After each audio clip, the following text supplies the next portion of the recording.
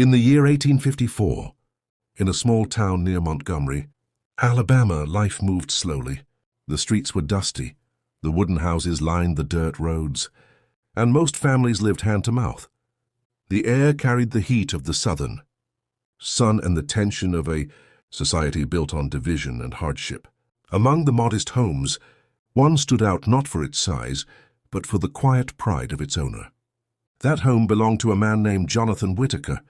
Jonathan was in his mid-40s, tall and gaunt, with sharp eyes that seemed to miss nothing. He had a reputation in the town as a strict man, one whose words were few but carried weight.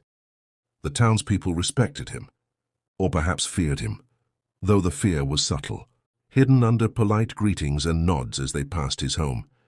Jonathan's family was small. He lived with his wife, Margaret, a woman known for her gentle nature, and their daughter Emily, a bright, curious girl of 12. Emily had wide brown eyes that reflected innocence and trust, and a smile that could soften her father's stern demeanor, though rarely did it. Margaret often tried to shield Emily from Jonathan's harsher impulses, but in 1854 Alabama, a father's authority was absolute, and Margaret's attempts were limited by her own fears of defiance. Life for the Whitakers was not luxurious. Jonathan owned a small farm, but the soil was poor, and the harvests had become unreliable in recent years. The family survived, but barely. They owed debts to several local merchants, and, worse, Jonathan had secretly borrowed money from men who dealt in the darker trades of the South. As the debts mounted, his anxiety grew.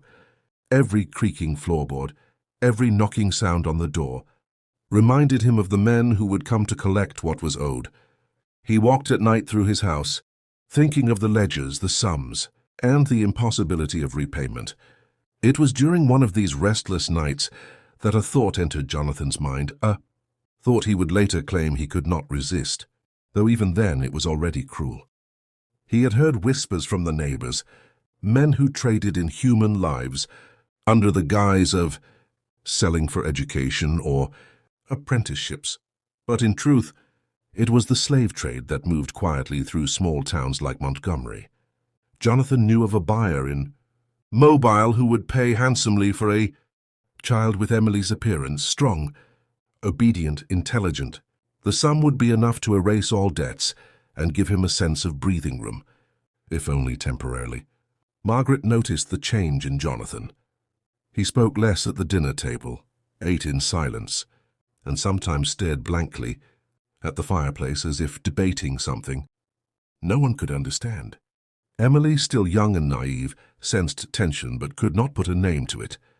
She would ask questions in her sweet, innocent voice. "Father, why are you so quiet tonight?"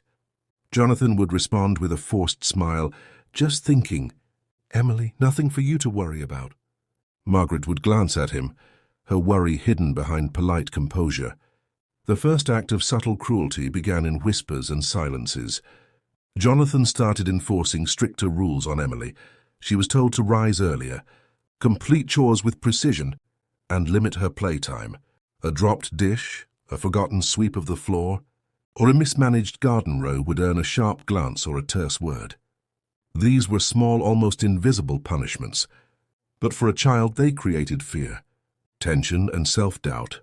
Emily began to hesitate in her movements, wary of drawing her father's attention. Margaret watched silently, knowing her protests would be ignored or worse, misinterpreted. The town, meanwhile, whispered rumors of financial ruin. Neighbors claimed to see Jonathan speaking in hushed tones with traveling merchants. Some said he had mortgaged his land. Others hinted at secrets that would shame the family if revealed. Jonathan, already teetering on desperation, felt the weight of judgment pressing down, pride and fear intertwined, pushing him toward a decision that would mark him for the rest of his life. One evening, Jonathan invited a man named Samuel Carver to the house. Carver was known in certain circles as a trader, one who dealt in human lives with an efficiency that shocked even seasoned merchants. He was polite, cordial even, but beneath the surface, he carried the cold calculation of profit above all else. Jonathan welcomed him in, introduced Emily and Margaret, and offered them tea. Emily, trusting her father implicitly, smiled shyly at the visitor. She had no idea that her presence was part of a transaction Jonathan had been contemplating for weeks. As the tea was poured, Jonathan's mind raced. He thought of the money, of the debts, and of the relief that could come. He justified it to himself quietly. It is only temporary. She will be cared for. She will learn, she will live. But deep down he knew the truth. The girl would be sold, transported away, and perhaps never see her mother again. The cruelest thought, the one that would haunt him, was the recognition that he was the one deciding this fate. He was the hand that would push Emily into a life she did not choose, and there was no returning from such an act. Emily, unaware, asked questions about the tea, about the weather, about Samuel's travels. Each question stabbed at Jonathan's conscience.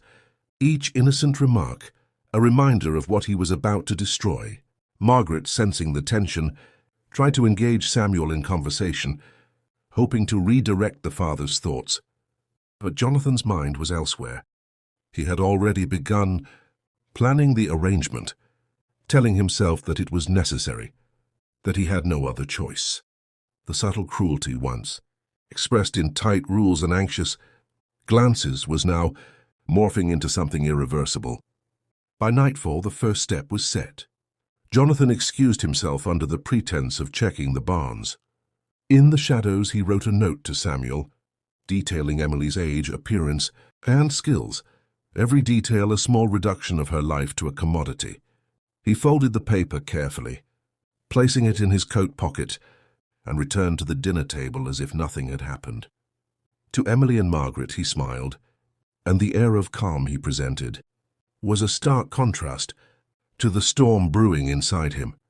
This night marked the first true moment where cruelty took root.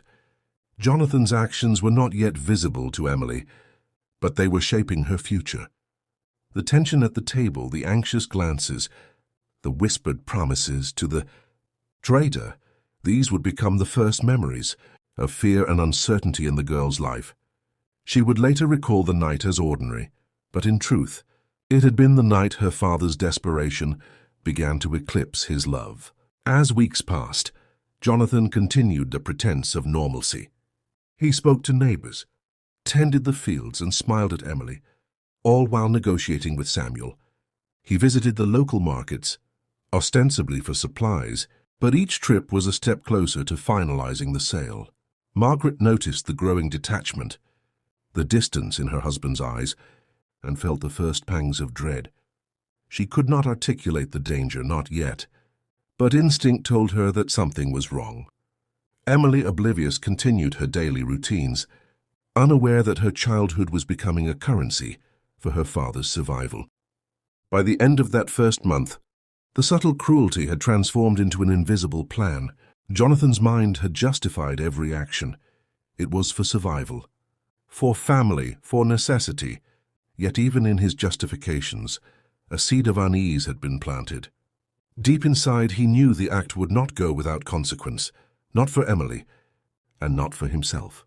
The first cracks of regret were forming, though they were buried beneath rationalizations, pride, and fear.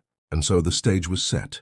The quiet town of Montgomery would bear witness to a decision that would ripple through lives for decades.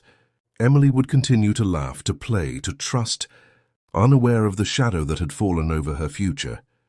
Margaret would pray silently, helplessly, for the safety of her daughter and the conscience of her husband.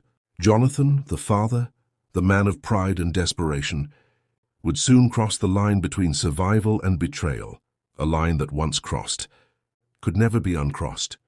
This was 1854 in Alabama, a year, a place, and a family caught in the tension of poverty, societal expectation, and the cruel choices that desperation breeds. The first act of subtle cruelty had begun, and with it, the haunting journey of regret, betrayal, and irreversible loss had taken its first step. The days after Jonathan Whittaker's secret agreement with Samuel Carver passed, quietly on the surface, but beneath the ordinary rhythms of farm life, tension was mounting. Jonathan moved through his house with a new deliberate coldness. His words to Emily were clipped. His attention no longer carried the faint warmth it once had. Every chore she performed was now scrutinized. Every question from her small, curious mind met with impatience. Where once he had corrected gently, he now corrected sharply. The first real acts of cruelty, subtle though they seemed, began to shape Emily's understanding of her father. "Emily, sweep the floor again. It is not clean," he said one morning, as the girl nervously tried to tidy the living room. Her small hands shook slightly as she worked. She tried to smile up at him, seeking approval, but his gaze was cold, piercing. Margaret watched from the kitchen doorway, hands folded over her apron, knowing better than to intervene openly. She whispered quietly, "Jonathan, don't be so hard on her."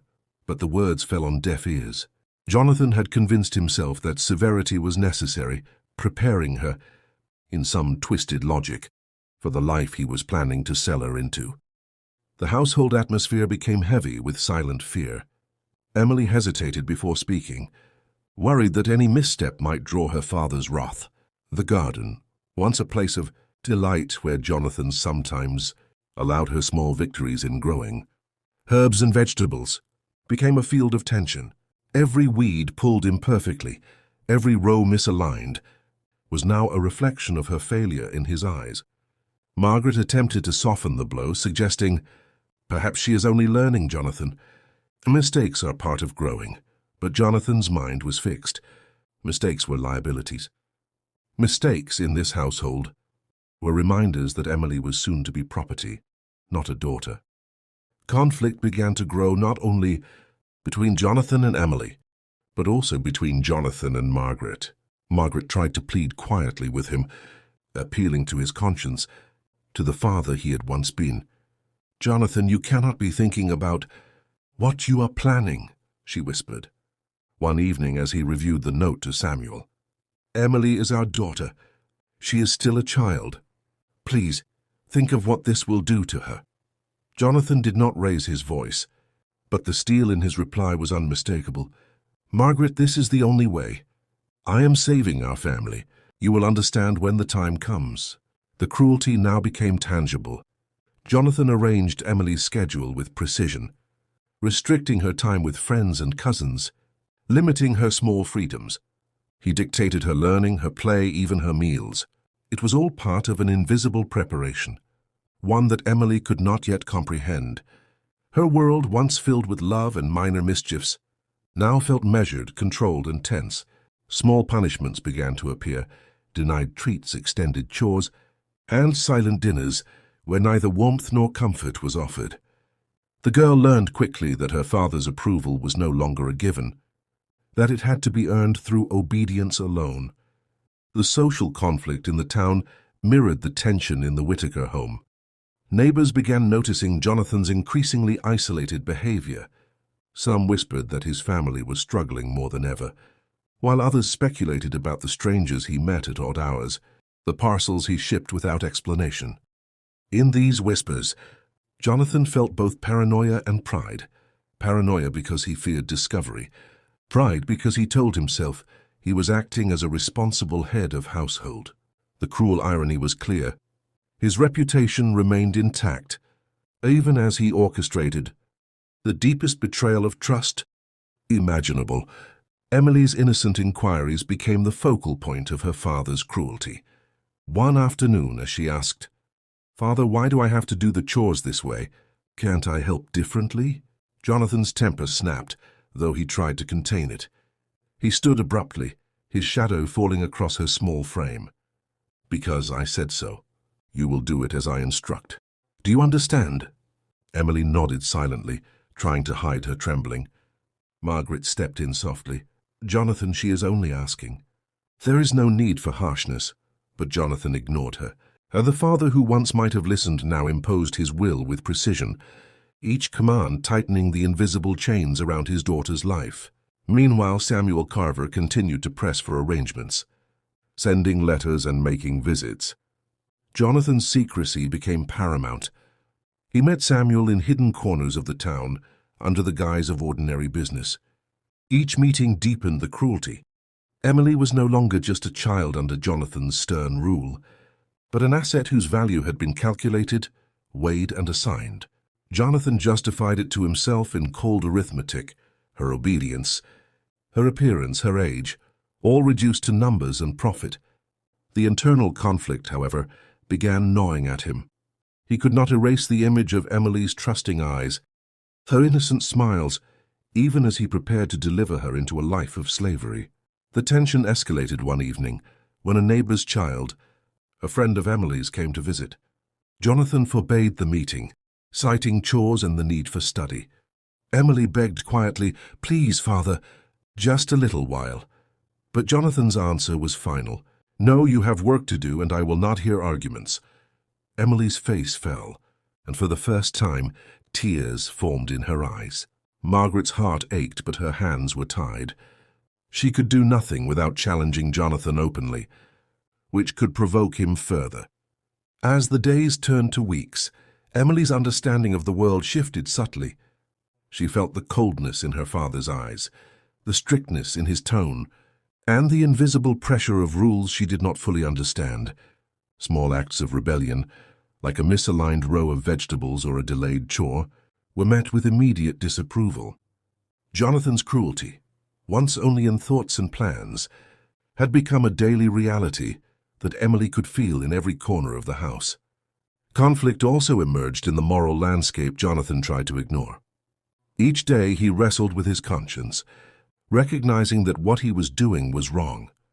He told himself it was necessary for survival, that he had no other choice, but the whispers of morality grew louder. He found himself pacing at night, unable to sleep, hearing Emily's laughter from earlier days echoing in his mind. The thought that he would soon betray her trust, that he would sell her into slavery for money, created a churning turmoil inside him. Pride, fear, desperation, and guilt collided, forming the foundation of the regret that would haunt him for the rest of his life. Even Samuel Carver noticed Jonathan's unease. "Are you certain about this?" Samuel asked one evening, as they discussed logistics. Jonathan forced a calm expression. "Yes, it must be done," he replied, but the tightness in his jaw betrayed him. He had become a man divided, acting outwardly with purpose but inwardly tormented. The cruelty inflicted on Emily was mirrored by the cruelty he inflicted on himself, an internal conflict that no negotiation could resolve. Margaret, ever watchful, began leaving subtle notes for Emily, small words of comfort hidden in chores or in her bedside books. She whispered encouragement at night, telling her daughter that she was loved and safe. Even as Jonathan's shadow loomed larger, the emotional conflict was no longer only between father and daughter. It was a battle within the household, between survival and conscience, cruelty and compassion. By the end of these weeks, the first act of real, tangible cruelty had solidified. Jonathan's decisions had moved from thought to action. Emily's world had narrowed, controlled by fear, routine, and the invisible chains of her father's plan. Margaret's quiet defiance provided a small beacon of hope, yet it could not undo the damage. The town remained unaware of the full extent of Jonathan's intentions. Though whispers of his secrecy and isolation grew louder, the stage was set for the escalation that would follow. Jonathan had initiated cruelty, but the consequences had not yet fully arrived. The invisible tension, the dread, the fear, the moral corruption was preparing to burst into visible, irreversible actions. Emily, still trusting and innocent, was unaware of the danger that shadowed her life. Margaret, trapped in a moral and emotional bind, could only watch, hoping to mitigate the damage. And Jonathan, consumed by fear, pride, and desperation, would soon push forward into acts from which there could be no return. In the small town near Montgomery, Alabama, the Whitaker family's quiet house had become a crucible of cruelty and conflict. The father's plan, born of desperation, had begun to show its true shape. The stakes were higher now, and the consequences of his actions would ripple outward, touching not only Emily and Margaret, but the conscience of the man himself. The first steps of cruelty had become reality, and the conflict was no longer theoretical. It was present in every glance, every word, and every silent act in the household. The tension had crossed the threshold from thought into action, and the haunting journey of betrayal, suffering, and regret had entered its second stage. By the spring of 1854, Jonathan Whittaker's decision had moved from private thoughts to overt action. The quiet rules and subtle cruelty he had enforced on Emily were no longer enough. The looming arrangement with Samuel Carver required him to escalate. Jonathan now faced the full weight of what he had set in motion. What had once been internal anxiety was transforming into visible, almost tangible tension. The Whittaker household had shifted from ordinary life into a crucible of fear, obedience, and moral corrosion. Jonathan began preparing Emily for what he convinced himself was a necessary transition. He justified this to himself daily, whispering reassurances that this was for survival, for the family, for a future that would be financially secure. Yet with every measure he imposed, the invisible weight of wrongdoing grew heavier. Emily's chores expanded beyond household work. She was now tasked with additional labor in the fields, tending not only vegetables but livestock, feeding chickens and pigs from dawn until dusk. Each morning, Jonathan watched her silently, inspecting every movement. Any hesitation or mistake was met with a piercing stare or a terse rebuke. He was careful not to strike her. Not yet, but the cruelty was escalating in its psychological intensity. Emily's confusion grew. She did not understand why her father, whom she once adored, now demanded perfection at all hours. She questioned him in whispers. "Father, why must I work so long?" "I do my best." Jonathan's responses were curt, almost mechanical. "Your best is not enough. You must do more. You must be ready." He was training her, he told himself, though in truth, he was preparing her for a life where she would no longer have a choice. The cruelty was deliberate, but hidden beneath the surface of necessity. Margaret's anxiety intensified. She observed Emily's trembling hands, the forced smile that barely concealed fear, and the quiet sadness that had begun to replace laughter. Margaret tried to shield her daughter wherever possible, softly guiding her in secret, offering comfort in small gestures, but Jonathan's presence made these acts difficult. He was always near, watching, judging, insisting that Emily obey without hesitation. The tension between Jonathan and Margaret increased. Arguments became silent stares and subtle rebukes, rather than open confrontation, because Margaret feared that defiance would only accelerate the cruelty toward her daughter. Jonathan's secret dealings with Samuel Carver added another layer of hidden consequences. Carver had begun to press for a timeline, requiring Jonathan to provide assurances that Emily would be ready for transport. Jonathan, now caught in a web of moral compromise and logistical pressure, began to enforce stricter rules on Emily. She had to rise before dawn, complete every chore with precision, and refrain from speaking unless spoken to. Jonathan monitored every action, taking notes, measuring compliance. To Emily, it felt as though her life was no longer her own. The escalation reached a critical point when Jonathan began limiting Emily's food portions. This was justified in his mind as teaching discipline, preparing her for the life ahead. But the effect was fear, hunger, and a growing sense of helplessness in the child. She began to associate meals with anxiety, wondering whether a mistake would cause her to go without. Margaret attempted to soften the impact by secretly giving her daughter small amounts of extra food when Jonathan was absent, but even these gestures could not erase the psychological strain that had taken root. Meanwhile, the town remained unaware of the full extent of Jonathan's intentions, but subtle signs began to emerge. Neighbors noticed Emily's gaunt appearance, the way she flinched when her father spoke sharply, and the absence of playmates in the yard. Rumors began to circulate about the Whittaker family's unusual practices and Jonathan's increasingly odd behavior. Some whispered that the girl had become withdrawn, that she no longer laughed, that her once bright demeanor had been replaced by quiet, fearful obedience. These whispers did not reach Jonathan directly, but he felt the weight of them indirectly, as he noticed the town's curious glances and the way merchants watched him with caution. Hidden consequences also began to appear within the household. The bond between Emily and Margaret grew stronger, forged in shared fear and quiet resistance. But this bond created additional strain. Jonathan, noticing subtle exchanges between mother and daughter, became increasingly suspicious.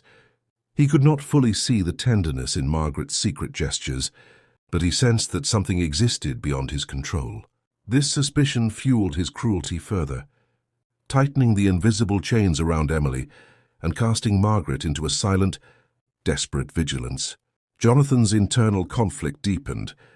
Each day he justified his actions with rationalizations, debts, survival, necessity, but the more he acted, the heavier the moral burden became. At night, he found himself pacing the house, replaying Emily's trusting expressions, hearing her small laughter echo in his mind. He had transformed from a father into a man who saw his daughter as an asset. Yet the remnants of conscience whispered relentlessly. The hidden consequence of this internal conflict was growing guilt, a creeping awareness that he was betraying the very heart of his family. Emily, meanwhile, began to sense that something was deeply wrong, though she could not articulate it. The once familiar rhythms of life, play, laughter, and affection had been replaced by rigid schedules, constant observation, and silent warnings. She experienced fear and confusion daily, emotions she could not understand fully. These were the first hidden consequences of Jonathan's cruelty. The shaping of a child's psyche under stress and uncertainty, an invisible burden that would leave lasting marks. A specific incident escalated the cruelty further. One morning, Jonathan discovered that Emily had paused mid-chore to watch a bird, perched on the fence. The delay, trivial in any other context, enraged him. "Emily, focus on your work. There is no time for daydreams," he snapped. The sudden outburst terrified Emily, causing her to drop a basket of vegetables. Jonathan's voice grew colder. "Do you not understand the importance of obedience? You must obey, or you will face consequences far worse than—" "Disappointment," Margaret intervened softly. "Jonathan, do not frighten her so. She is only a child," but Jonathan waved her aside. That day, Emily went to bed in tears, trembling from fear and confusion. The hidden consequences of that moment, the internalized anxiety, the growing sense of powerlessness, were invisible to outsiders, but they were already shaping her understanding of the world. Jonathan's attempts to maintain secrecy added further stress. He increasingly avoided the neighbors, refused invitations to gatherings, and took Emily on long, solitary walks under the guise of exercise. These walks were meant to measure her compliance, to test her obedience, and to accustom her to isolation in preparation for the final transaction. Emily, innocent and trusting, did not realize the full intent behind these walks, but the strain of constant observation weighed heavily. Margaret's anxiety grew with each step Jonathan took toward finalizing the sale. By mid-1854, the escalation had reached a point where Jonathan's moral and practical decisions were fully intertwined. Every act of cruelty had consequences, both visible and hidden. Emily's fear and compliance were growing, yet Jonathan's internal guilt was mounting in equal measure. Margaret's silent resistance created small opportunities for emotional relief, but she could not alter the trajectory Jonathan had set. The family's dynamics were now dominated by tension, control, and fear, a tension that would continue to escalate until the hidden consequences became unavoidable and irreversible. Jonathan's obsession with preparation began to consume him. He meticulously documented Emily's abilities, her daily routine, and even her reactions to stress. Each note to Samuel Carver contained careful observations, measurements of strength, intelligence, and temperament.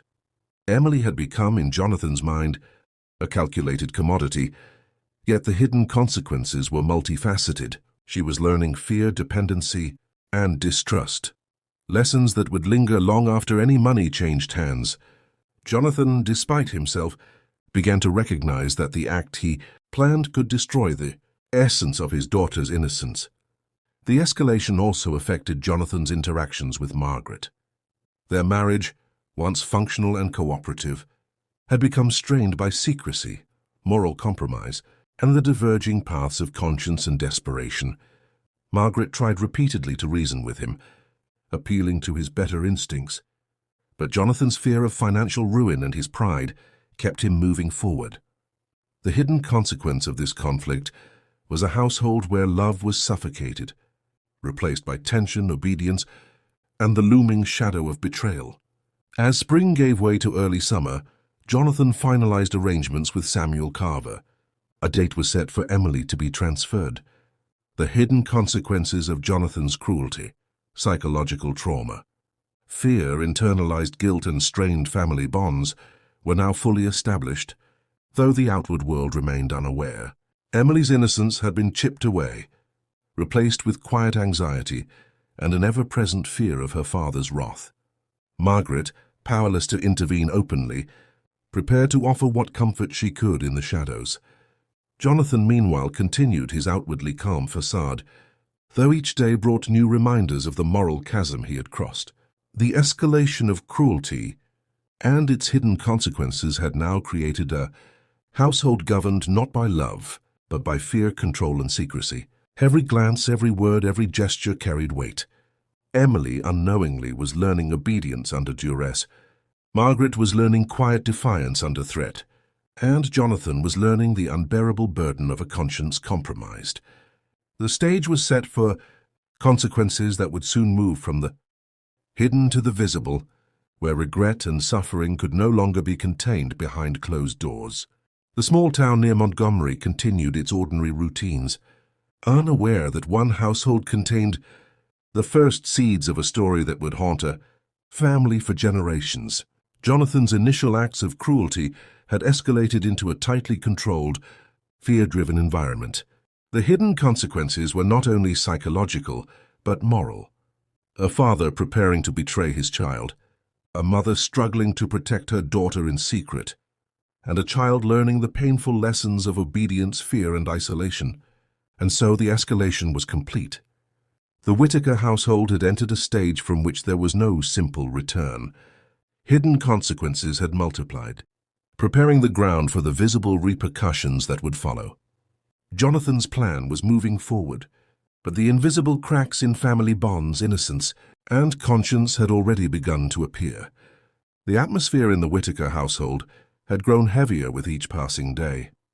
Jonathan Whittaker's decisions, once secret and confined to thought, had begun producing visible effects. Emily, the daughter he had once protected and cherished, now moved cautiously through her home, always aware of her father's gaze. The cheerful light in her eyes had faded, replaced by quiet worry and a new learned obedience. Every step she took, every small action, seemed measured against some invisible standard that only her father dictated. Jonathan noticed the change, his daughter's hesitation, her careful movements, the tiny flinches whenever he spoke sharply, all pierced his conscience. He told himself it was necessary, that these measures prepared her for what was to come, but the knowledge of his betrayal weighed heavily. The act he had committed in secrecy was now creating consequences he could no longer hide. Each gesture, each tightened rule, brought visible evidence of the fear he had instilled. Emily's daily routine had become a series of tests. Chores extended from the household into the fields, where she tended vegetables and livestock with a precision that seemed to exhaust her small body. Jonathan watched, measuring her obedience, noting her compliance. A mistake or delay brought a sharp word or a cold glance. The small early acts of cruelty had escalated into tangible pressure that Emily felt in every fiber of her being. She was learning that her life was no longer fully her own, that her actions were under constant surveillance. Margaret, watching quietly, felt the weight of helplessness pressing down. She tried to provide comfort whenever possible, soft whispers, gentle touches, small secret gestures, but the tension in the household was unrelenting. Emily clung to these moments, yet the effects of her father's strictness were impossible to erase. Margaret understood that the child's innocence had begun to erode, replaced by fear and a sense of fragile obedience. Jonathan's interactions with Samuel Carver added additional pressure.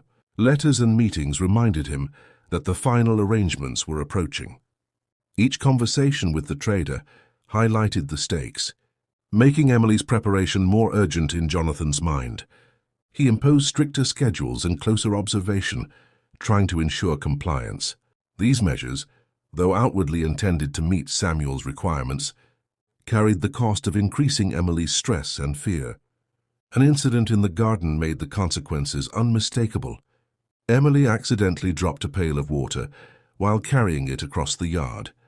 Jonathan's voice cut sharply through the air. "Do you not understand what is expected of you?" he demanded. Emily's hands trembled as she picked up the spilt water, nodding silently. Margaret intervened gently. "Jonathan, she is only a child," but Jonathan's focus remained on discipline. The immediate result was fear. The long-term result was a growing sense of inadequacy in Emily. Whispers among neighbors began to surface. People noticed Emily's absence from usual play, her reserved behavior, and Jonathan's increasingly isolated presence. Speculation arose regarding the family's affairs, though none knew the full truth. These external pressures added subtle weight to Jonathan's actions, reinforcing the necessity, he claimed, while intensifying the cruelty his daughter experienced. Jonathan's conscience also pushed against him. He observed Emily at work, noticing her small hands, the careful way she moved, and the silent sadness in her demeanor. Each observation brought a pang of guilt. He remembered her laughter, her curiosity, the trust she had once placed in him. He recognized the betrayal in his actions, though he continued to press forward, rationalizing necessity, debts, and family survival. Emily's sleep became restless. She woke frequently, whispering to her mother in search of comfort. Margaret provided what solace she could, yet the shadow of her father's cruelty followed Emily even into these moments. Psychological consequences were becoming clear: fear, confusion, and the early shaping of trauma that would follow her beyond childhood. Jonathan's continued negotiations with Samuel Carver escalated the stakes further. Every meeting and letter made the pending sale more real. The hidden consequences of his actions, Emily's fear, Margaret's worry, and his own growing guilt pressed upon him relentlessly. He felt the moral weight of what he was doing more acutely than before, recognizing that survival or debt, repayment could not erase the damage to his daughter's spirit. One afternoon, a small mistake in Emily's chores became a turning point. A basket of vegetables was dropped, and Jonathan's temper flared. "You must obey completely. How many times must I repeat myself?" he shouted. Emily froze, tears forming in her eyes. Margaret stepped forward quietly, but Jonathan's focus was unwavering. The consequence was immediate fear and long-term anxiety that settled into Emily's mind. Her compliance had grown, but at the cost of joy, curiosity, and trust. Margaret's health and morale were also suffering under the strain. She moved silently through the household, constantly watching, constantly worrying. The emotional burden of helplessness weighed on her heavily. Her attempts at comfort and subtle resistance could not fully counteract the growing tension and fear Jonathan's actions had created. Jonathan's documentation of Emily's abilities and behavior became more meticulous.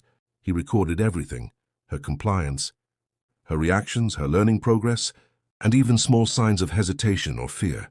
He presented this information to Samuel Carver as assurance of Emily's readiness. Yet each note he wrote carried the weight of betrayal and the evidence of moral compromise.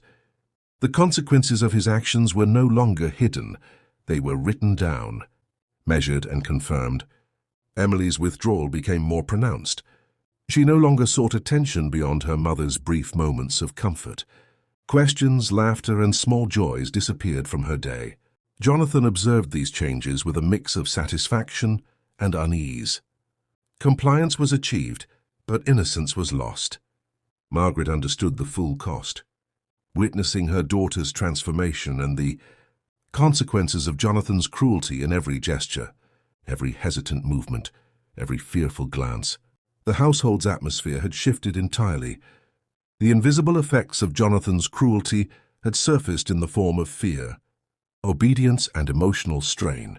Hidden consequences, guilt, moral tension, psychological burden were now intertwined with visible, signs of damage to Emily and Margaret. Jonathan recognized that his actions had set in motion irreversible changes. Regret had begun to surface, subtle but persistent, hinting at the moral reckoning that would continue to grow. The Whittaker household had entered a new stage. The first steps of visible consequence were underway.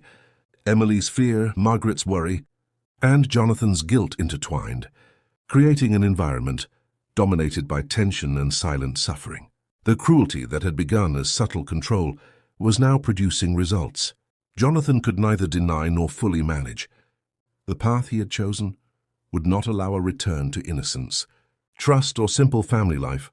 The consequences were only beginning, and the first hints of regret had started to take hold in Jonathan's conscience. He had crossed a line, and the weight of that decision pressed down on him and his family. Emily's childhood was being reshaped by fear, Margaret's strength tested daily, and Jonathan's moral struggle growing ever more intense. The stage was now prepared for the next level of suffering, emotional fallout, and irreversible impact on the family. Jonathan Whittaker could no longer ignore the consequences of his choices. Each day brought new evidence that his decisions were inflicting harm not only on his daughter but also on himself and Margaret. The fear in Emily's eyes had solidified into a constant presence, one that followed her through every chore, every glance, every hesitant step. She no longer moved freely, laughed rarely, and asked almost nothing of anyone, even when Margaret encouraged her. Jonathan recognized that obedience had been achieved, but it was a compliance born of terror, not trust. The weight of guilt began to crush him in unexpected ways. He found himself watching Emily secretly, seeing her small hands and tense posture, and feeling a deep, gnawing shame. Her innocence was slipping away, replaced by the rigid caution that Jonathan had carefully enforced. Each observation reminded him that the child he had loved was now a shadow of herself, and that he was the cause. Every attempt to rationalize his actions, the debts, the survival, the pressure from Samuel Carver felt hollow. Rationalizations no longer softened the moral impact. They merely highlighted the depth of his betrayal. Margaret's anguish was now visible to Jonathan in ways it had not been before. She moved quietly through the house, her face drawn and pale, offering Emily small comforts in whispers and gentle touches. Jonathan noticed her subtle acts, the way she shielded Emily from his watchful eyes whenever possible, and the way her voice carried both fear and reproach. Margaret had once trusted Jonathan's judgment, but now she lived in silent opposition to him, her quiet defiance a constant reminder of the wrong he had chosen. The emotional fallout of his cruelty extended beyond Emily. It had infected the household itself, changing the very dynamics of family life. The first open signs of Emily's suffering were unmistakable. One morning, after a long night of restless sleep, she moved sluggishly through the kitchen. Jonathan's sharp eye caught the subtle tremor in her hands. "Emily, what is wrong with you?" he asked. She hesitated, not knowing how to answer, and simply shook her head. Margaret placed a comforting hand on her daughter's shoulder, whispering, "Rest, child. It will be all right." But Jonathan could not hide his disapproval. In that moment, he saw the physical manifestation of his cruelty, weakness, exhaustion and fear, and felt an internal pang he could not silence. Jonathan's nightly reflection became more torturous. Each act of control, each imposed chore, each denial of a simple pleasure to Emily was replayed in his mind. The cruelty that had begun as a strategy to secure financial survival had transformed into a moral prison.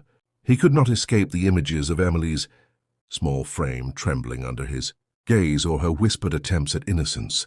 These internal echoes of wrongdoing forced him to confront the reality he had long tried to suppress.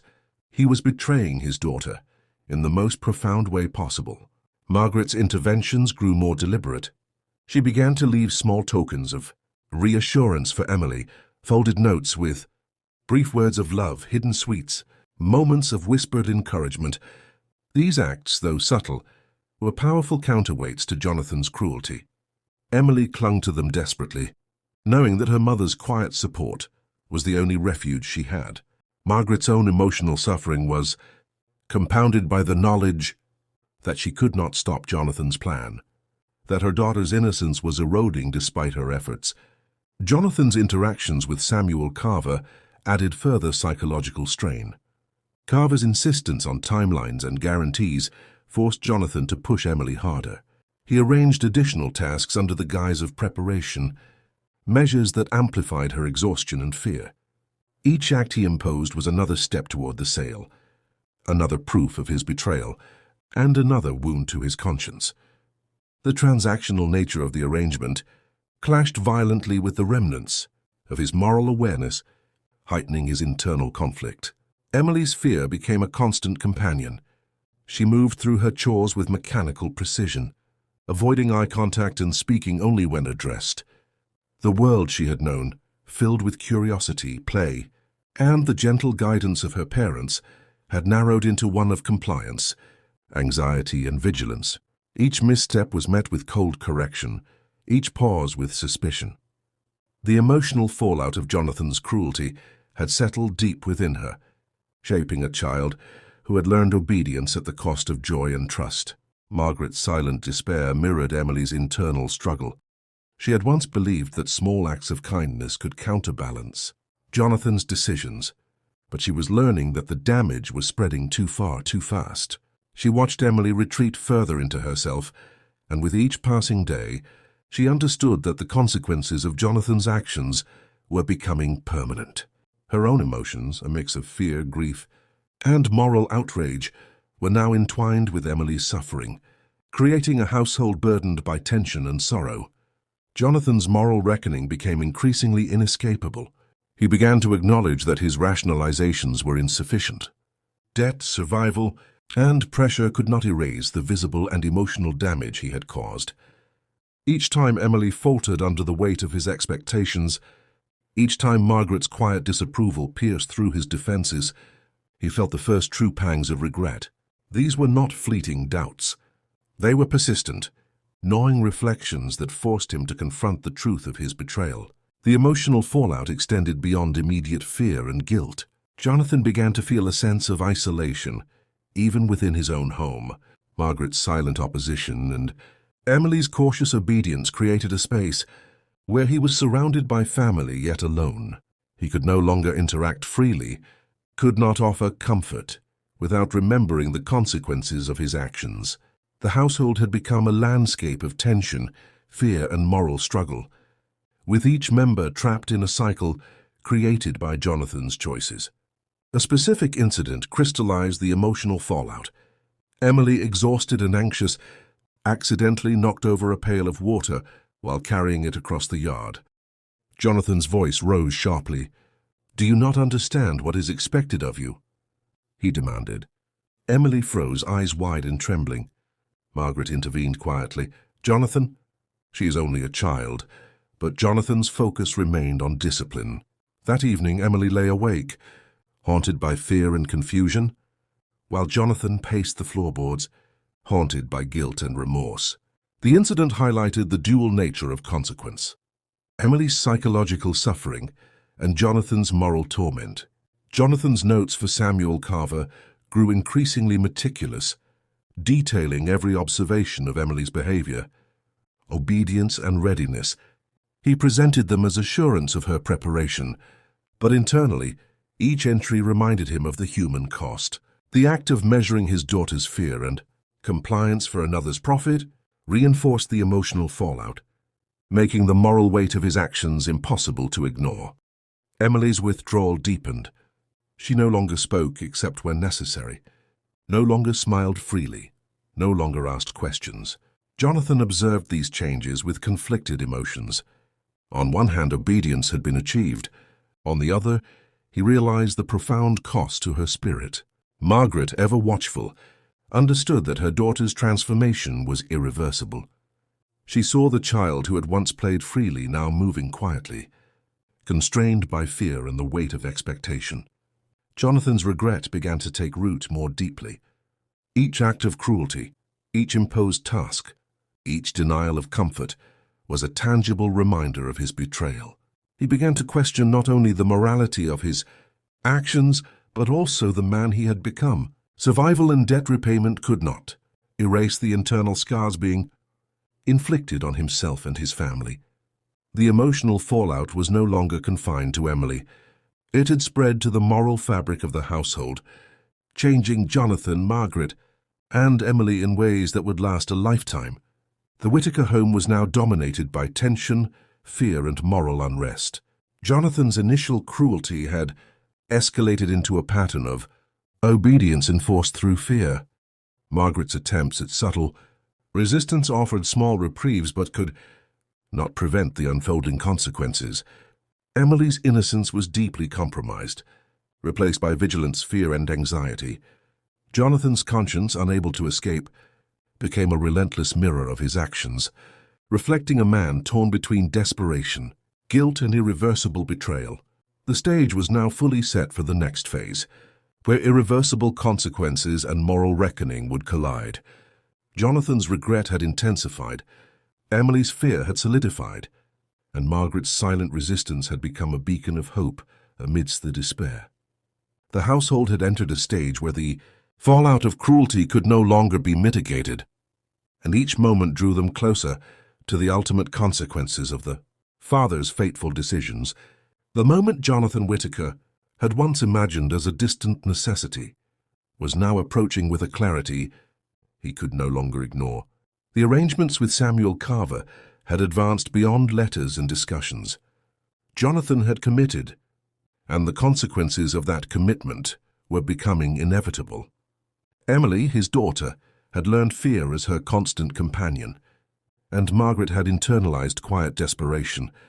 The household trembled under the weight of choices that could not be undone, and Jonathan's conscience was stretched to its breaking point. Emily's awareness of the impending change had grown, though she did not fully understand the mechanics of it.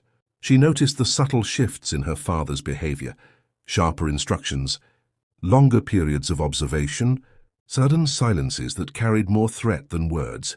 Every glance, every movement from Jonathan seemed to carry an unspoken warning.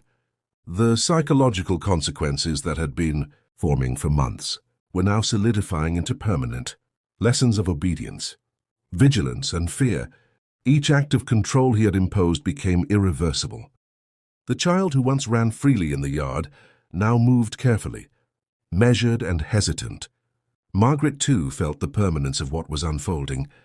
She had attempted small acts of intervention, hidden words of reassurance, secret comforts, and subtle guidance, but these were insufficient against the tide of her husband's decisions. Margaret began to understand that the moral and emotional damage inflicted on her daughter could not be erased. Emily's innocence had been fundamentally altered. The sense of safety and trust that should have existed between child and father had been replaced by fear, and Margaret's quiet despair reflected the irreversible cost of Jonathan's actions. Jonathan's attempts to rationalize his behavior had diminished to whispers in his mind. Debts, survival, and pressure from Carver had once been strong shields against guilt. Now they seemed flimsy and inadequate. The recognition that he was directly responsible for his daughter's suffering was unavoidable. Every chore, every sharp word, every act of psychological control now bore the unmistakable mark of irreversibility. He had created a system of obedience and fear that could not be undone.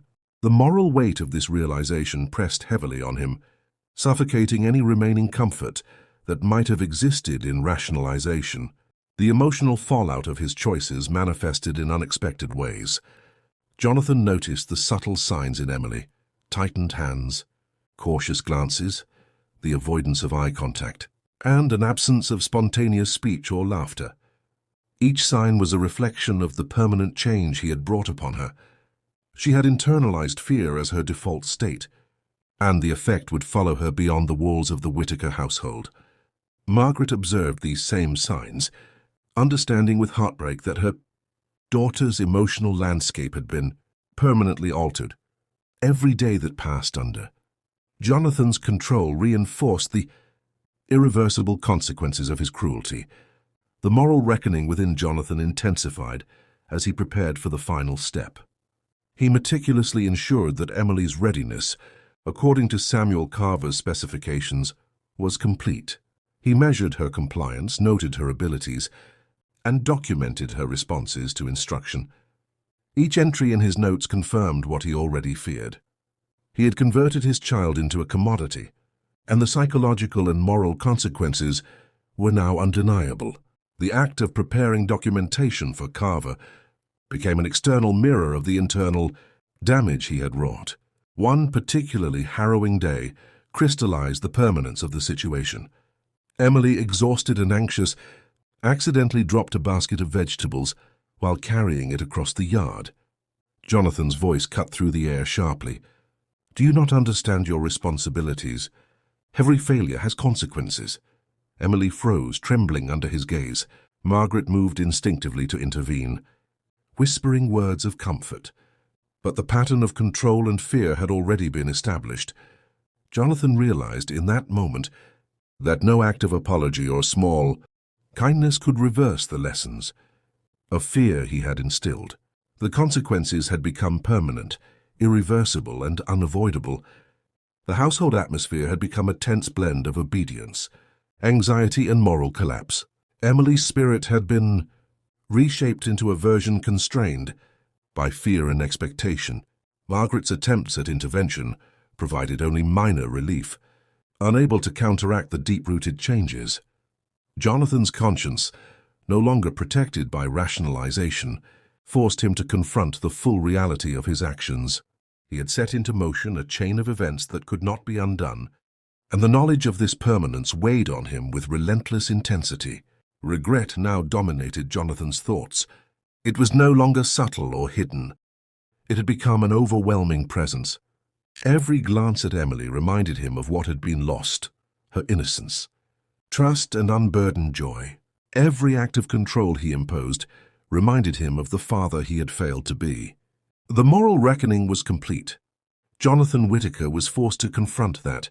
Survival and financial gain had come at the expense of his child's well-being and his own humanity. The consequences of his choices were permanent, visible in Emily's behavior and emotional state, and in the fractured family he had created. The isolation Jonathan felt intensified the emotional fallout. The household was surrounded by fear and obedience, and yet he was alone within it. Burdened by guilt and moral collapse, Margaret's quiet resistance and Emily's subdued presence offered small reminders of the love that still existed, but they also amplified Jonathan's sense of failure. He could see the emotional cost, the irreversible damage, and the ethical consequences of his decision in every interaction. No gesture, no apology, no act of care could reverse the harm that had already been done. Jonathan's reflection became increasingly agonizing as the reality of the final transaction approached. The sale of his daughter to Samuel Carver was no longer a distant plan. It was imminent. Every step toward completion amplified the permanent consequences of his earlier decisions. The psychological transformation of Emily, the moral collapse of Jonathan himself, and the emotional exhaustion of Margaret were all irreversible. Each of these outcomes had been set into motion by deliberate acts of cruelty and calculation. Margaret's anguish grew with each passing day. She had understood the depth of Jonathan's moral compromise for some time, but now the reality of irreversibility became undeniable. Emily's fear and compliance could not be undone, and Margaret's quiet defiance, while offering small moments of emotional support, could not protect her daughter from the outcome Jonathan had orchestrated. The household had entered a stage where no further intervention could alter the fundamental trajectory of harm that Jonathan had set in motion. The final preparations required of Jonathan forced him to confront the permanence of his actions directly.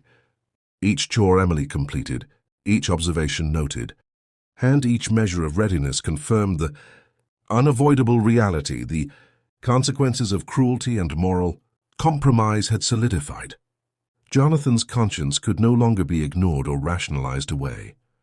The emotional fallout, psychological imprint, and ethical ramifications had coalesced into a moral reckoning that would define the remainder of his life. Emily, once a child full of laughter and curiosity, moved quietly through her day. Fear, obedience, and a fragile sense of caution governed every action. Margaret, ever watchful, attempted to soften the effects, but could not undo the lessons of fear and control that Jonathan had instilled. Jonathan, facing the culmination of his choices, recognized with horror and despair that the damage was permanent. The Whittaker household had become a microcosm of irreversible cruelty, emotional suffering, and moral collapse.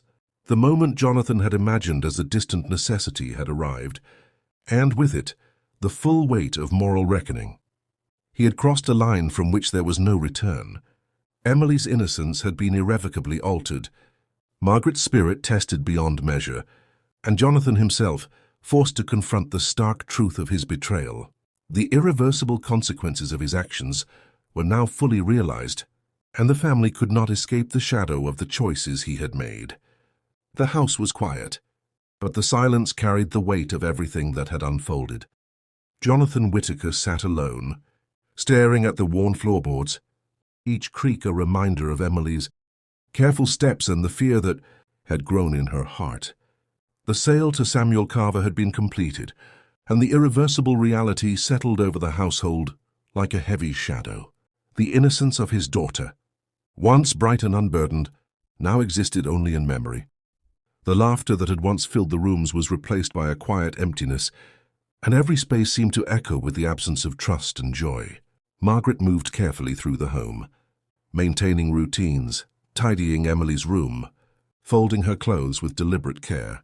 Her small gestures preserved the traces of the child they had once known, yet each act also reflected her grief. Her eyes, once full of hope and trust in Jonathan, now held sorrow and disappointment. She had witnessed months of fear, coercion, and moral compromise, yet she continued to endure, a quiet anchor in the household, striving to provide what comfort she could, despite the loss of her daughter's presence. Jonathan's reflection became relentless. Every act of control, every harsh word, every chore imposed on Emily played in his mind repeatedly. He recalled the early moments of secrecy, the gradual escalation of cruelty, and the mounting fear in his daughter's eyes. Rationalizations of debt, survival, and external pressure now felt hollow. He recognized with brutal clarity that he had betrayed the child who had trusted him completely. The lessons of obedience and vigilance he had imposed were permanent. The moral weight of his actions pressed upon him in every quiet moment, an unshakable reminder of the irreversible damage done. The permanence of consequence revealed itself in subtle ways. Jonathan observed the empty spaces where Emily once played. He imagined her movements, her careful adherence to expectation, her subdued voice. Fear and caution had replaced curiosity and freedom, and he understood that no act of apology could restore what had been lost. Every step she had taken under his scrutiny had become a lesson in constraint, and that lesson would follow her into adulthood. The realization that his choices had permanently altered the trajectory of her life left him consumed by guilt. Margaret's quiet resilience contrasted with Jonathan's despair.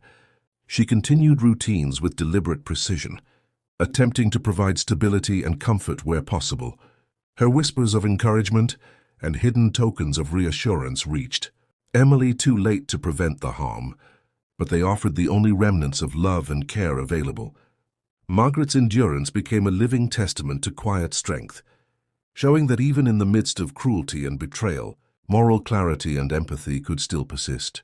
Jonathan's mind revisited every detail of Emily's experience: the dropped water, the trembling hands, the hesitant obedience. He understood that every minor act of discipline, each measured task, and every enforced obedience had contributed to a permanent alteration of her spirit.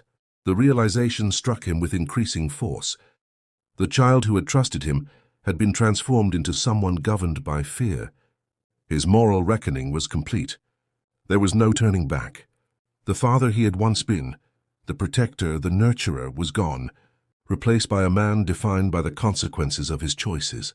Each letter to Samuel Carver, each note recording Emily's readiness, became a record of his moral failure. Jonathan could no longer view them as mere business communication. They were evidence of the deliberate imposition of fear and compliance, proof of a betrayal that could never be undone. Every document reflected the depth of cruelty and the weight of ethical compromise. His conscience, once buffered by rationalization, now faced the full reality of his actions without any escape. The emotional fallout extended beyond. Emily, Jonathan's relationship with Margaret had been irrevocably altered. The trust once shared between husband and wife had fractured under the strain of secrecy, coercion, and moral compromise.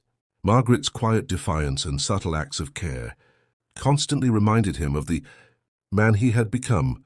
The emotional distance between them deepened, and he understood that no gesture could fully repair the rift that had grown.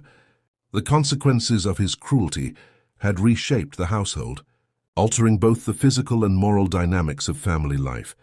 Jonathan attempted small gestures of atonement, careful words, attentiveness to Margaret's needs, and maintenance of household routines, but these efforts could not reverse the damage to Emily's spirit. He realized that survival, debt repayment, and even remorse could not undo the psychological and moral consequences of his actions.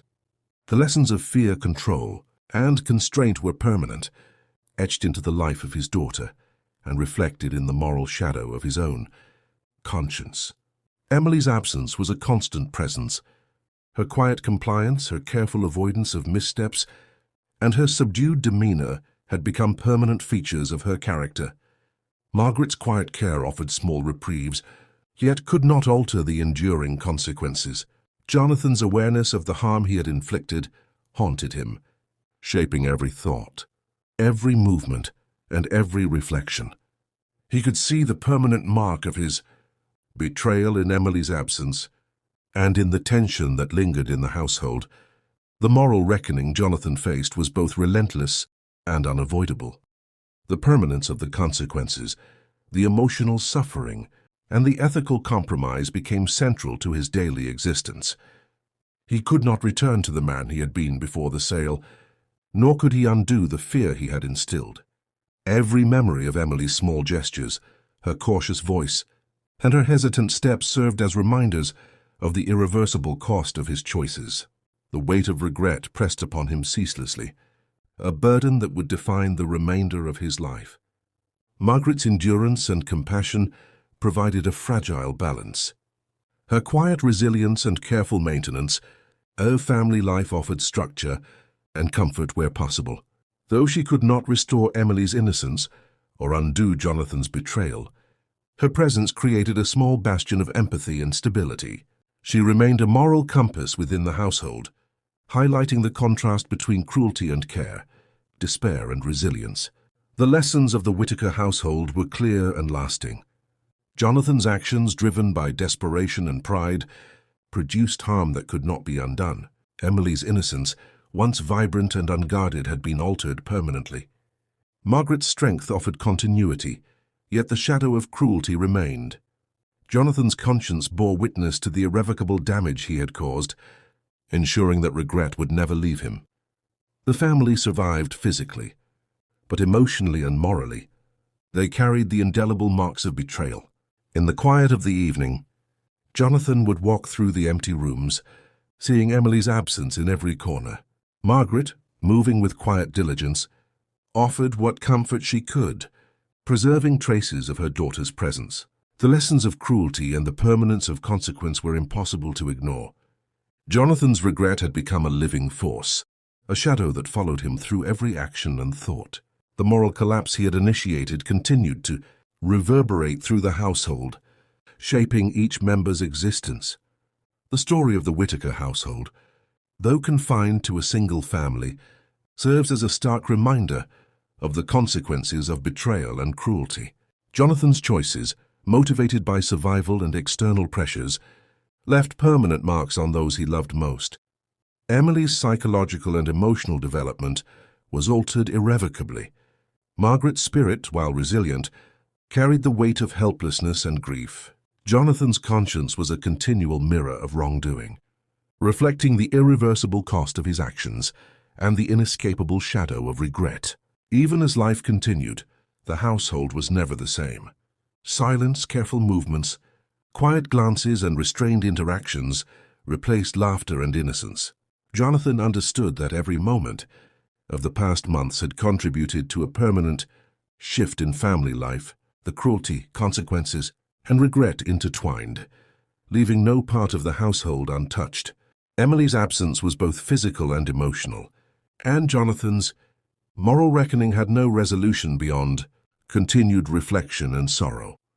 The Whittaker family's story concludes not with redemption or restored innocence, but with the enduring awareness that actions have consequences that can never be undone.